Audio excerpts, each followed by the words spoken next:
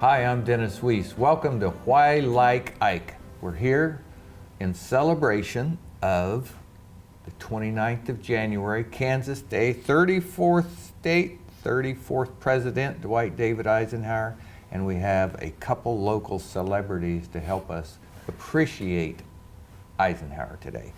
Emma, Annie, Bathurst, they're my neighbors. Yes. But they're star performers fresh from the Washington tour. So we want to fill people in on what that is. So you girls got to go to Washington to sing at the Eisenhower Memorial groundbreaking ceremony, and that is just so cool. So tell us how that happened. It was a really neat opportunity. I got a phone call. I was actually on a college visit, and this lady called me up. She's like, "Hey, do you want to sing for this service in Washington, D.C.?" And I was like, "Sure, I'm interested, whatever." And kept getting more phone calls, and one thing led to another. I said, "I'll go if I drag my sister along." So my sister, mom, and I, we all flew into D.C., and that next morning we sang, and it was a really neat opportunity to meet so many people. And What did you sing? we sang "America the Beautiful." America the Beautiful. So Annie, you live in the middle of America the Beautiful, the amber waves of grain. My wife moved here from New Hampshire. She missed the ocean and the wheat came up, and I said, "Honey, amber waves of grain." There you go. Yeah. You live in the middle of that. Exactly. That whole song, it was neat to sing that because it represents America, but also Kansas. Yeah. Yeah, very cool. From his hometown. So, you're 17, about to be 18, if I'm correct. You're 14, about to be 15. Almost 16. 15, about to be 16. Yes. Okay. So you've lived here all of your lives. I know you're both good students because, well, you're my neighbors. What do you know about Eisenhower, and how is it relevant to your life? This Why Like Ike. So there's no specific answer to that question. Well, so I'm going to give you the first answer. Got you to Washington, D.C. to sing the America the Beautiful.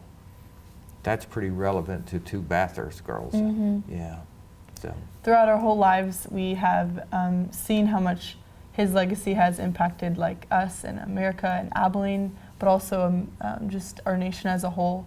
From a young age, we spent our summers here at the Eisenhower Center. We dress up like boys, portraying the Eisenhower family, and we tend the garden here and get to visit with the visitors. And I'm pretty sure we did that boyhood tour probably 30 times Oh, or really? so. No We could give the tour to, Yeah. to the visitors. So we at a young age, we could see his humble beginnings he had here in Abilene, and then it was neat to be able to go over to D.C. and sing America the Beautiful and be able to represent Abilene as a part of his legacy that he'll have there in D.C. So I know that you are in the Abilene Singers.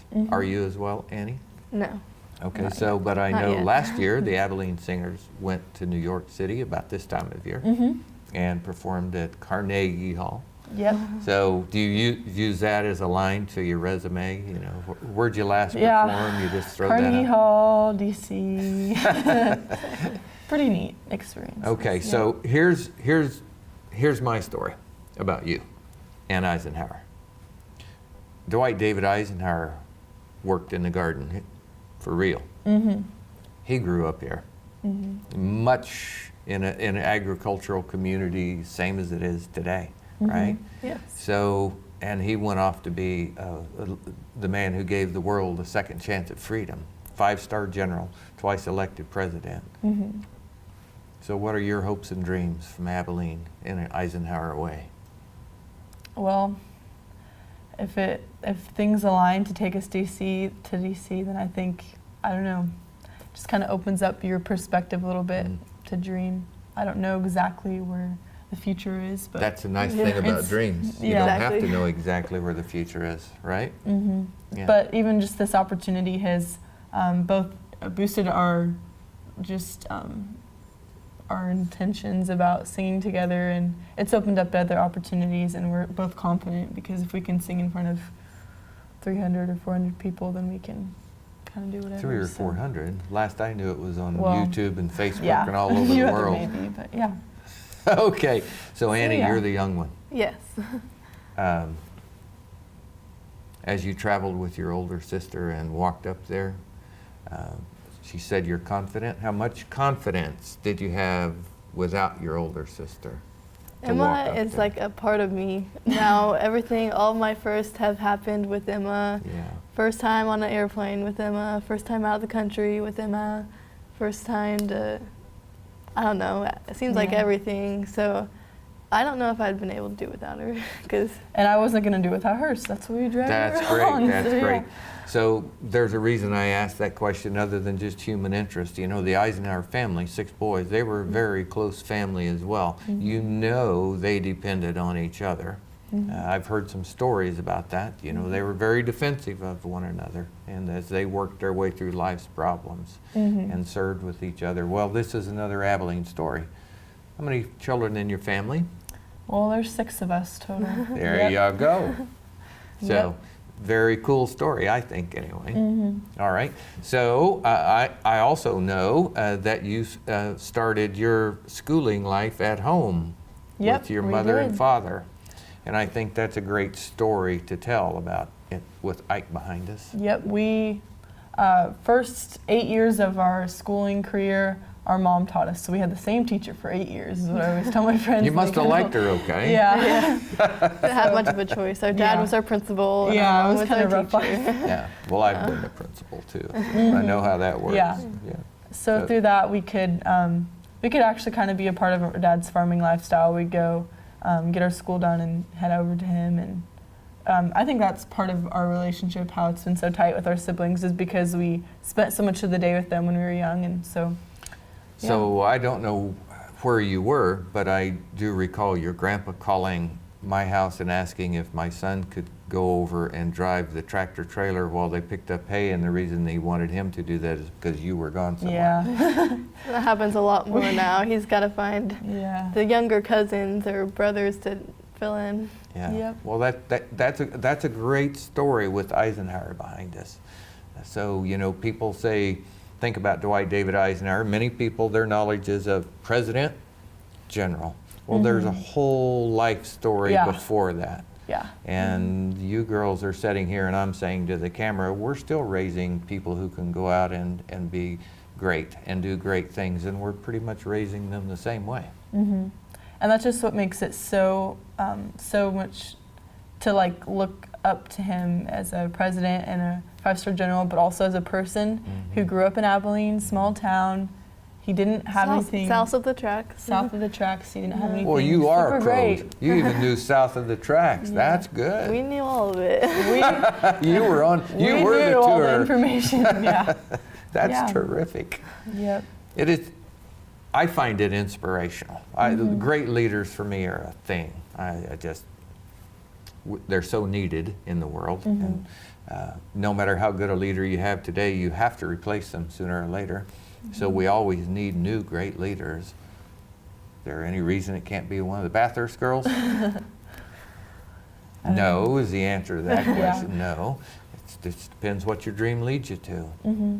But things like representing Eisenhower by singing "America the Beautiful" at the dedication of his memorial in Washington, D.C., that's a stake in the sand that you can choose where to go from. And even to meet his family there that we got to see, we got to see and hear what they had to say. Yeah. And It was very well done. And I think coming from Abilene, sometimes we take for granted that he chose to have his presidential library and museum here in Abilene.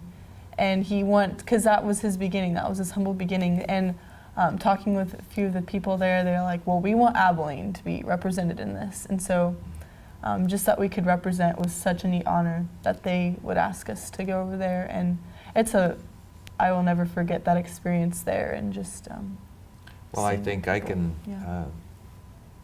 say thank you to you too for representing us there, right? You represented all of us Yeah. who love Eisenhower and live in Abilene, and you did a first-class job of representing us too, and that's always a pretty good thing to be able to say. Yeah. It was neat. Okay, so Eisenhower test. Oh no. Yes. So what is your favorite fun fact that you learned about Eisenhower, whether you were over at the boyhood home or in school or any other time? What's your favorite thing about Dwight David Eisenhower? Emma? Well, I'd say, from what I know from the garden, how he was best friends with his brother Edgar, and they'd play baseball together. And what's my favorite? I Putting me on like the spot. That's Yeah. okay. On the spot's good. I You gave an like- answer. I like the cookies that his mom made. Oh, the, really? the original recipes that we would give to the visitors in the lemonade stand, and they were pretty good.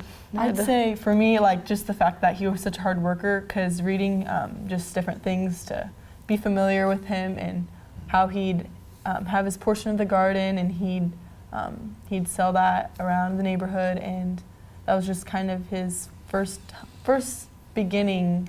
So that kind of the characteristics that built him as a president, as a humble leader, and it was just something simple and small that he did, but it kind of went with him, and he achieved success from So even something because you're like that. going on forward in the world doing things, when an interviewer asks you a hard question, feel free to ask them one back. That So kind of what's your level. favorite? Okay, yes, Yeah. exactly. So mine is how he could deal with difficult people. And I think the preparations leading up to D-Day and between the British, the French, the Russians. Everybody Yeah, there's Everybody has a different opinion. I am constantly amazed at how he sustained not only his health, but his vision to lead in those circumstances. It hasn't been done since, and it wasn't done before. So the ability to truly lead that coalition while sitting at the table that we have on display in Yeah. this museum, to me, is a once in a millennia human act. I think you have to go back to Moses to find somebody who He had was such a pretty task. amazing leader. Yeah, okay. Yeah. All right, so you both sing, obviously. Are you in the choral group? You're I not am. in singers, but in Singers the is choral juniors group? and And what about band? yes. Band, yep. So, because we're in Abilene, what do you think of the Abilene music program, band program? I'm just so beyond blessed for the people that are in my lives that in the music department. Both Mr. Tompkins and Mrs. Whiteley, they have just been such an encouragement to everyone in those programs. And like Mrs. Whiteley got us hooked up with the music, and she has encouraged us. And it was kind of like, at first, it's kind of a big, scary event to go over to DC, but she just, she's always like supported me. She's both built our confidence, and singers is one of my favorite classes of the day. Just to be able to use my voice, and it's just a really relaxing thing and something that I've done basically my whole life. So it's natural to me. So Yeah. Annie? Yeah, and Mr. Tompkins and Mrs. Whiteley, they both worked so hard for the program. I mean, they both have very successful programs, and it doesn't just happen by saying, like, there he is. I mean, they have to put in a lot of time and a lot of work and a lot of their own investment to make it how it is. So that was not a random question. Before we did this interview, we shot the interview with the executive director, Don Hammett, which you met out in the lobby a little bit ago. And one of the things we talked about in that show was how the Eisenhower Presidential Library Museum and Boyhood Home helps other organizations in our community, lifts them up. There's a true partnership that works across the way. And I wanted to ask you that personal question so you could illuminate that you didn't go alone to Washington, D.C. Nope. You went with the support of Mrs. Whiteley and Mr. Tompkins and all of the history of that program.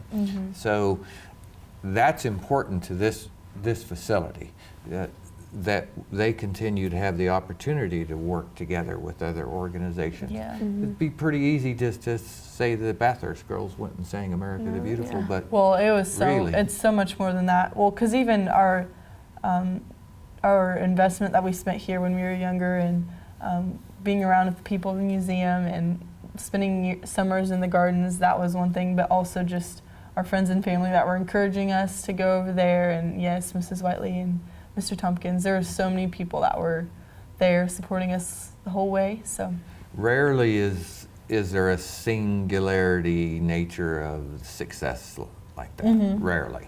It's not that there's not, maybe once in a while, but everybody has help from somebody. It's the trick for a community, which is why we film these things, a greater community of the world here, is to figure out what works. And Eisenhower is offering so much in lots of ways, but having your faces on camera, the Bathurst family, to make that link, so when this program is all over Facebook and YouTube and you're sending it to all your friends and all of that, is to remind all of us the importance of, you didn't go alone. You went with Eisenhower, you went with Mr. Tompkins, you went with Mrs. Whiteley, and the music And the programs. whole Abilene as a whole, hopefully. Even those days in the garden working, I'll bet that was when your mom said, guess what, girls? You're going to go pretend to be boys and work in the garden of Eisenhower. And I bet you thought, oh boy, another day in the field. What would it lead you to? Yeah, what would it lead you to? Yep. Yeah, well, that's a healthy perspective, what things can lead you to. All right, so because we love to divert on when we talk about things, and you're my neighbors. So what's the world going to lead you to, Emma? Oh, I don't know yet, but I cannot wait to find it out. Yeah. It's gonna, life is gonna change even in a year, because I'll hopefully be off to college. And Annie's so going to miss you. Yeah, we're gonna be a little more separated than normal. So.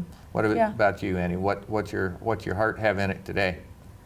I think for the future, I'm gonna first figure out how to get along without Emma, and then And her clothes. Exactly. And then I don't know. I guess I'll just have to see, but I know this change is happening soon, so it's gonna be good. Yeah. Well, you know, the people who really have to worry are mom and dad. Yeah, what are they gonna do with that? Yeah, I can tell you that's not as much fun as it looks like on TV. You know, as kids go down the driveway and they're, you know, that's not a lot of fun. I don't imagine for your family it'll be any different. I can't imagine that Jeff and Charity will be there cheering when you go down. They'll be cheering for you, but not the fact you're gone, right? Yeah. All right, well, more Eisenhower stuff. So, you're young people.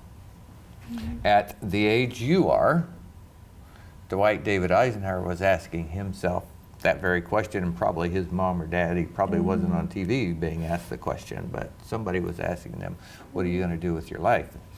He had a pretty clear answer on what he wanted to do. But gosh, can you imagine? We look at him from all the success he had, but look at the hills he had to climb to get there. Oh yeah. So much. In his at West Point and you know everything there, he just worked hard and people recognized that. Organizational skills, I think he's a great example to young people to find out what you're good at and do that. Yeah. And grow. Take your gifts and doesn't have to talents. be one thing, but it has to be something. Yeah. What's Emma good at, Annie? Many things. She has a musical side to her. She is a great leader. I can tell sometimes a little too controlling, but she's a great leader. Older sisters are born leaders. Exactly. Yeah. What about Annie? Annie she's a great servant, which probably is why we get along all the time. She works hard at everything she does. She has a heart that wants to give and nurture other people, just helping and stuff. Very helpful person.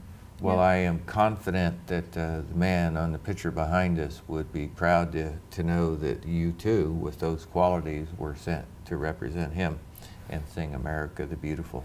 Isn't it really a beautiful place to live? Isn't where we live such a beautiful place to be in America's freedom? Yeah. Yeah, it sure is. We know, because Eden Road's a pretty nice place. Eden Road, after all. Yep. There you go. Okay. Well, Emma and Annie Bathurst have graced us with their presence today. They have represented us in Washington, D.C., and they represent us every day at Abilene High School, and I'm sure they will represent us well the rest of their life, wherever they go and whatever they do. Thanks for being here, girls. Thank you Yes, for this thanks. opportunity. I've enjoyed the conversation. Thank you. I'm Dennis Weiss. I work for Eagle Communications. We love Dwight David Eisenhower. I like Ike. So do you. Have a great day. And now we have a special treat straight from Ike's hometown of Abilene, Kansas. Emma and Annie Bathurst, ages 17 and 15, are farm kids from Abilene, Kansas. They're involved in sports, marching band, and the 4-H. And they attended Ike's alma mater, Abilene High School. And during grade school, Emma and Annie volunteered at the Eisenhower Presidential Library and Boyhood Home, participating in having a history project in which they portrayed Ike's younger brothers. Did I mention Emma and Annie like to sing? Oh boy, they sure do. In fact, they've been singing together all their lives, and they've come all the way from Abilene, Kansas to Washington to sing just for us. Ladies and gentlemen, my great pleasure to introduce to you Emma and Annie.